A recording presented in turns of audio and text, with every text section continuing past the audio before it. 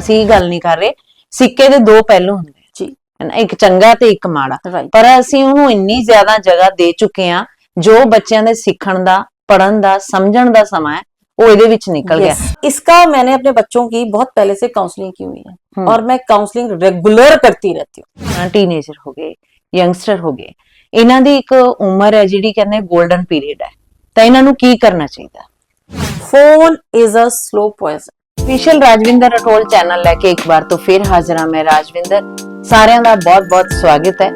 ਅੱਜ ਦੇ ਇਸ ਪ੍ਰੋਗਰਾਮ 'ਚ ਅਸੀਂ ਗੱਲ ਕਰਾਂਗੇ, ਕੁਝ ਨਵੇਂ ਰੰਗ ਲੈ ਕੇ ਹਾਜ਼ਰ ਹੋਏ ਹਾਂ।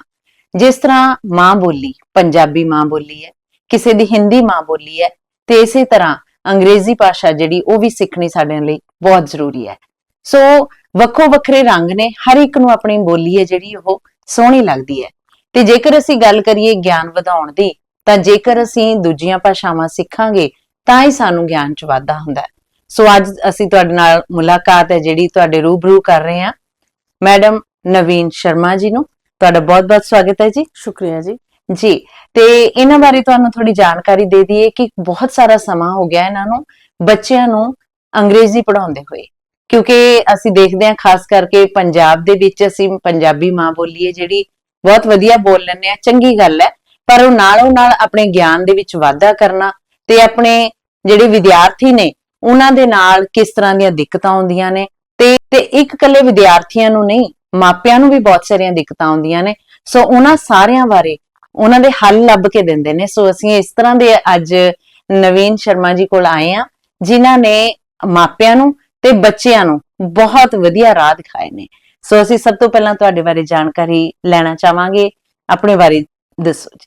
नमस्कार जी, मैं नवीन शर्मा, मैनू 15 साल तो ज़्यादा हो गए इस फील्ड और मैं बच्चों नू नाल उनके पेरेंट्स नू फ्री गाइडेंस एंड काउंसलिंग करती है बिकॉज पेरेंट्स आजकल बहुत ज्यादा अवेयर है।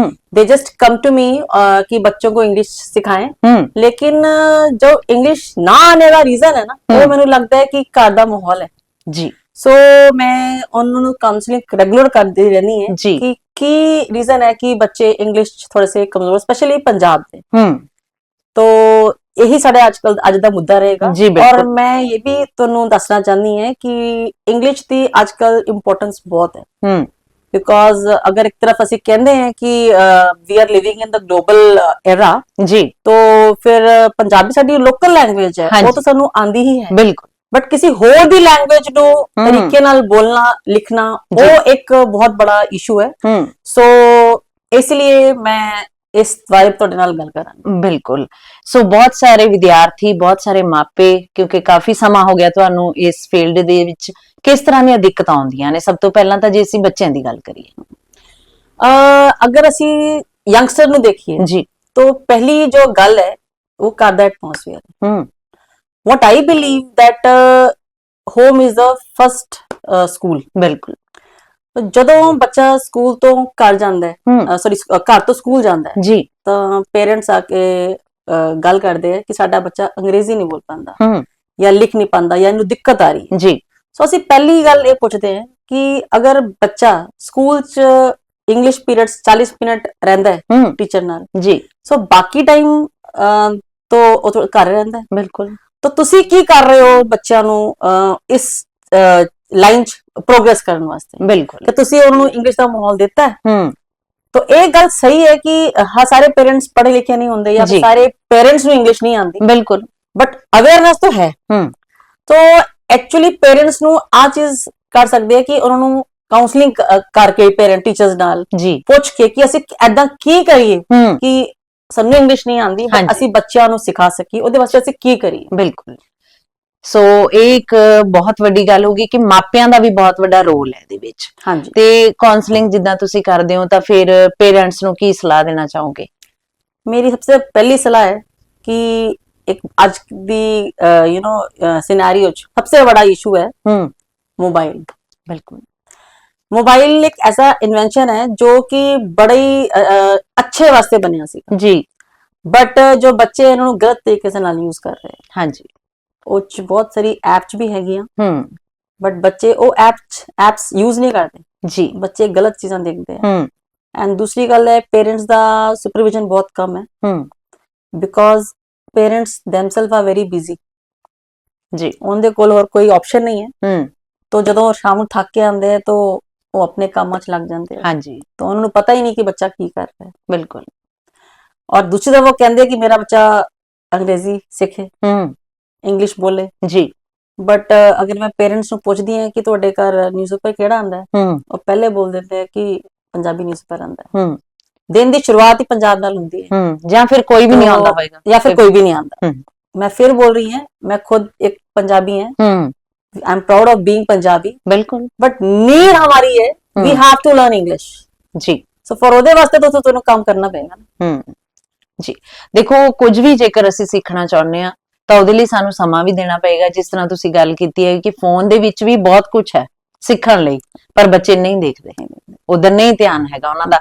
ਤੇ ਗੱਲ ਤੁਸੀਂ ਇੱਥੇ ਕੀਤੀ ਹੈ ਤਾਂ ਮੈਂ ਛੋਟੇ ਬੱਚਿਆਂ ਦੀ ਵੀ ਗੱਲ ਕਰਨੀ ਚਾਹੂੰਗੀ ਸਭ ਤੋਂ ਵੱਧ ਨੁਕਸਾਨ ਉਹਨਾਂ ਦਾ ਹੋਇਆ ਜਿਨ੍ਹਾਂ ਨੂੰ ਹਲੇ ਕੁਝ ਵੀ ਸਮਝ ਨਹੀਂ ਹੈ ਪਰ ਉਹਨਾਂ ਨੂੰ ਫੋਨ ਦੇ ਵਿੱਚ ਦੇਖ ਕੇ ਬਹੁਤ ਸਾਰੀਆਂ ਅਜਿਹੀਆਂ ਗੱਲਾਂ ਪਤਾ ਲੱਗ ਗਈਆਂ ਜੋ ਨਹੀਂ ਸੀ ਲੱਗਣੀਆਂ ਚਾਹੀਦੀਆਂ ਹਾਂਜੀ ਬਿਲਕੁਲ ਬਿਲਕੁਲ ਤਾਂ ਫਿਰ ਇੱਥੇ ਅਸੀਂ ਤੇ ਮਾਪੇ ਕੀ ਕਰ ਸਕਦੇ ਹਾਂ ਟੀਚਰ ਕੀ ਕਰ ਸਕਦੇ ਨੇ ਮਾਪੇ ਕੀ ਕਰ ਸਕਦੇ ਆ first of all I will talk about the mothers because ਅੱਜਕੱਲ ਦੀ mothers like I think many mothers are working and even educated जी but educated mothers होने के बावजूद भी उनका एक जो एक तरीका है ना वो सही नहीं है वो खुद ही फोन च एडा बिजी है इतना बिजी है कि उन्होंने पता ही नहीं है कि मैं जो कर रही है उसका डायरेक्ट इंपैक्ट मेरे बच्चे ने जा रहा है बिल्कुल और वो बिल्कुल भी यू नो रेडी नहीं है सैक्रिफाइस करने वास्ते सो पहली बात तो है कि अगर तुसी अंग्रेजी सीखनी है सिखानी है बच्चों को जी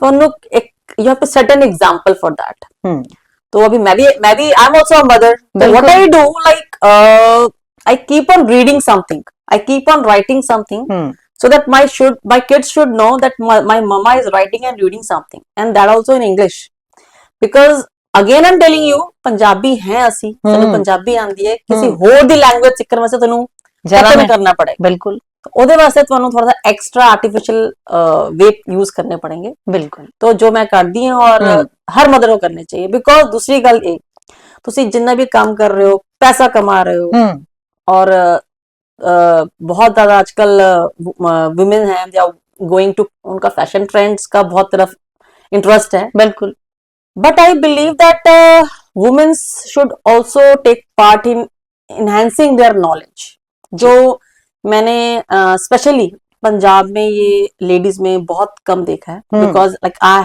have been to many cities of the country south India में जाओ महाराष्ट्र में जाओ वहां पर लेकिन जो एजुकेशन का लेवल है ना बहुत ज्यादा हाई है बिल्कुल और जो फीमेल प्रोपोर्शन है उनका भी नॉलेज को इंक्रीज करने में इंटरेस्ट है बट हमारे पंजाब में इसका पीछे रीजन पता क्या है जो हमारा पंजाब एक रिच स्टेट है यहाँ पे एफर्ट्स करने की जरूरत ही नहीं है लोगों को वो कहते हैं हमारे पास सब कुछ है बिल्कुल नॉलेज नहीं है करना है मेरे पास खुद ऐसे फ्रेंड सर्कल हैं जो they are like very rich but ladies are not ready to enhance their knowledge as regard to finance as regard to global issues तो जब वो बच्चे पहले मदर के पास जाते हैं तो मदर्स को वर्कआउट करना पड़ेगा जी क्योंकि maximum papas are going out पापा लोग ने तो बाहर जाना ही है जी वो 10 लोगों से बात करते हैं उनकी स्किल्स बढ़ती है उनकी नॉलेज बढ़ती है पर मदर्स को वर्किंग होने के बावजूद भी वो टाइम ज्यादा घर पे टाइम बैलेंस करती हैं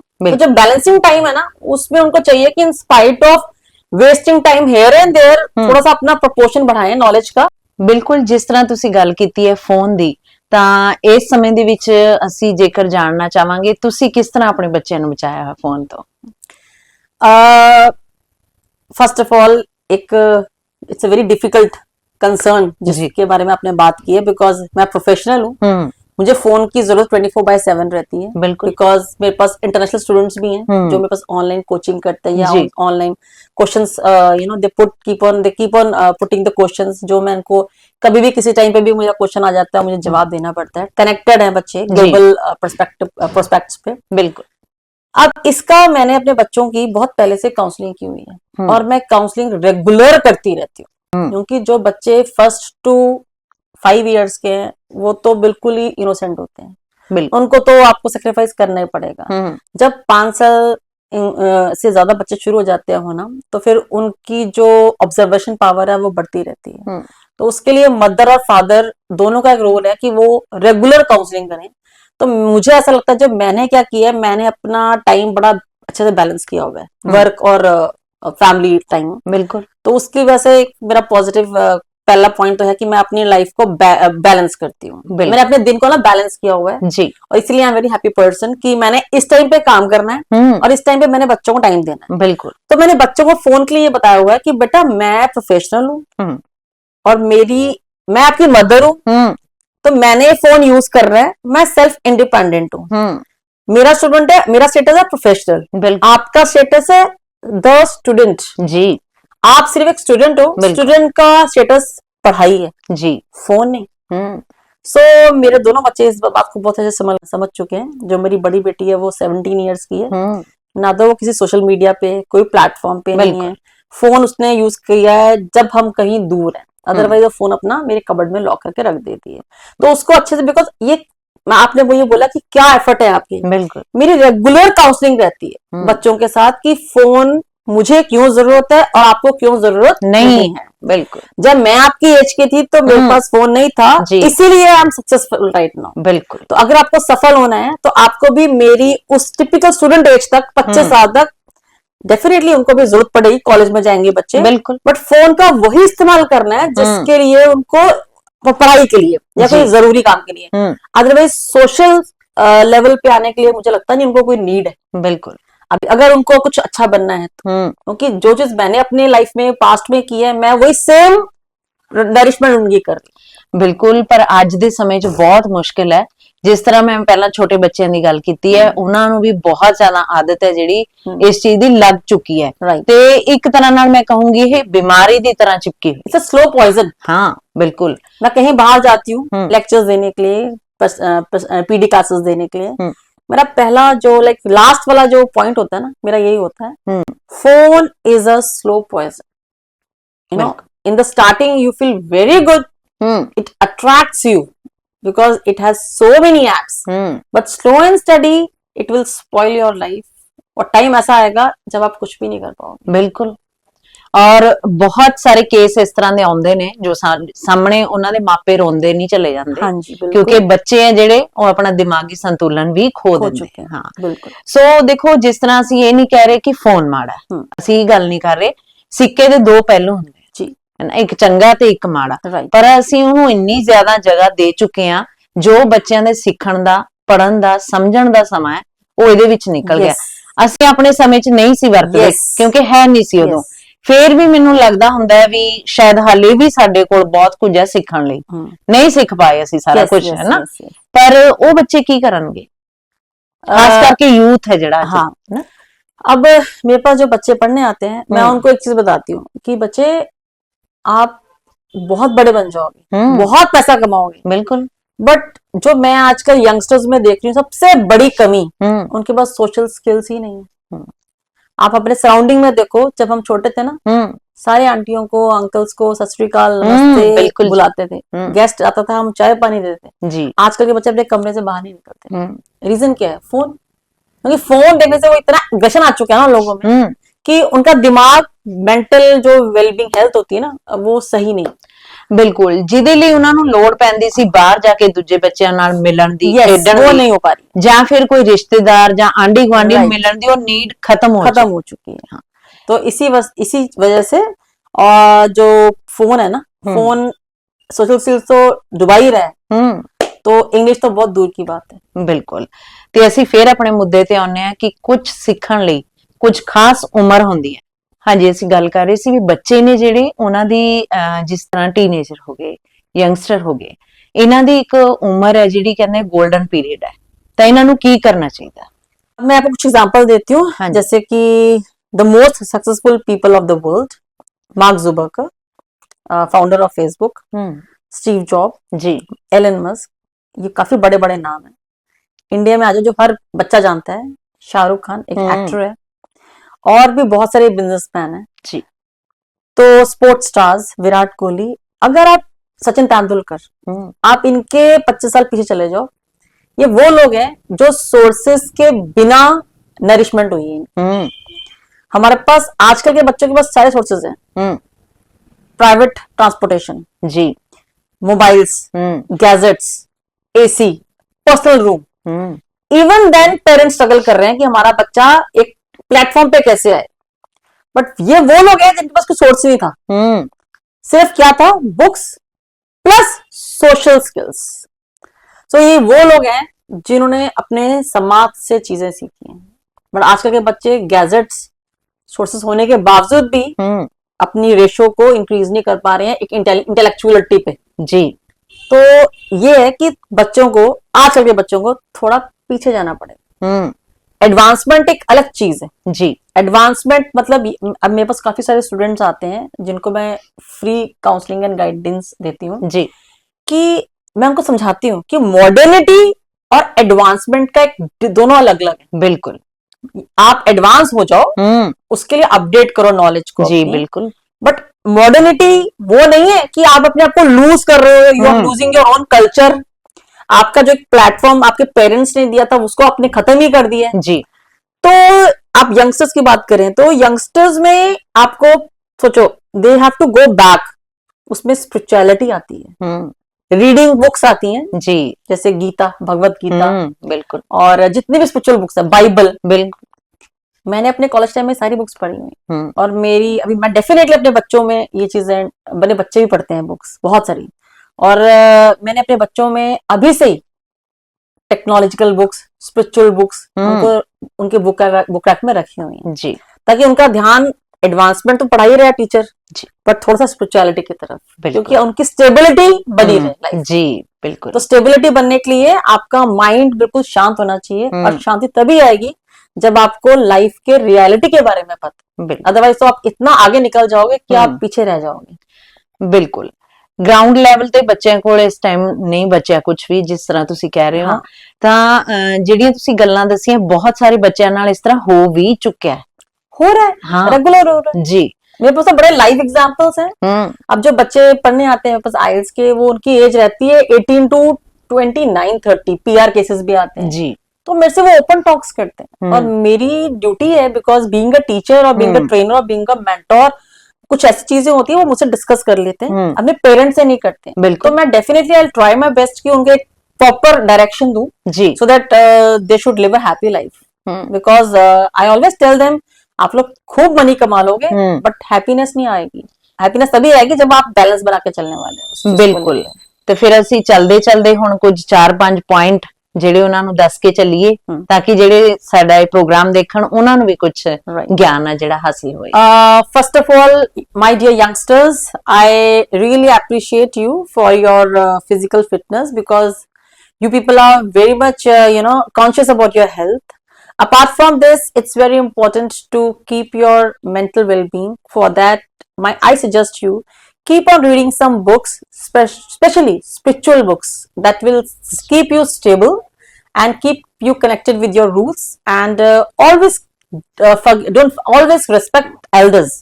And irrespective of this, don't forget that आप आगे बढ़ो, खूब पैसा कमाओ, you should be among the richest people in the world, but never lose your roots. और ये कभी नहीं भूलना आपने कि आप कहाँ से आए हो जी। So अगर आप ये चीजें लेके चलोगे ना, तो you will be the happiest person in the world. Thank you. So ਬਹੁਤ ਸਾਰੀਆਂ ਗੱਲਾਂ, ਬਹੁਤ ਸਾਰਾ ਗਿਆਨ ਸਾਨੂੰ ਦਿੱਤਾ। ਦਿਲ ਕਰ ਰਿਹਾ ਕਿ ਅਸੀਂ ਗੱਲਾਂ ਹੋਰ ਵੀ ਕਰੀ ਜਾਈਏ। ਕੋਸ਼ਿਸ਼ ਕਰਾਂਗੇ ਕਿ ਤੁਹਾਡੇ ਨਾਲ ਦੁਬਾਰਾ ਤੋਂ ਫੇਰ ਗੱਲਾਂ ਕਰਾਂਗੇ। ਸੋ ਇੱਕ ਵਾਰ ਤੋਂ ਫੇਰ ਤੁਹਾਨੂੰ ਚਲਦੇ ਚਲਦੇ ਗੁਜ਼ਾਰਿਸ਼ ਕਰ ਦਈਏ ਕਿ ਚੈਨਲ ਨੂੰ ਸਬਸਕ੍ਰਾਈਬ, ਵੀਡੀਓ ਨੂੰ ਲਾਈਕ ਤੇ ਸ਼ੇਅਰ ਜ਼ਰੂਰ ਕਰ ਦਿਓ, ਤੇ ਇਸ ਦੇ ਨਾਲ ਹੀ ਅੱਜ ਦਾ ਇਹ ਸਾਡਾ ਪ੍ਰੋਗਰਾਮ ਹੁਣ ਇੱਥੇ ਹੀ ਸਮਾਪਤ ਹੁੰਦਾ ਹੈ। ਸਤਿ ਸ਼੍ਰੀ ਅਕਾਲ। Thank you. ਸਤਿ ਸ਼੍ਰੀ ਅਕਾਲ।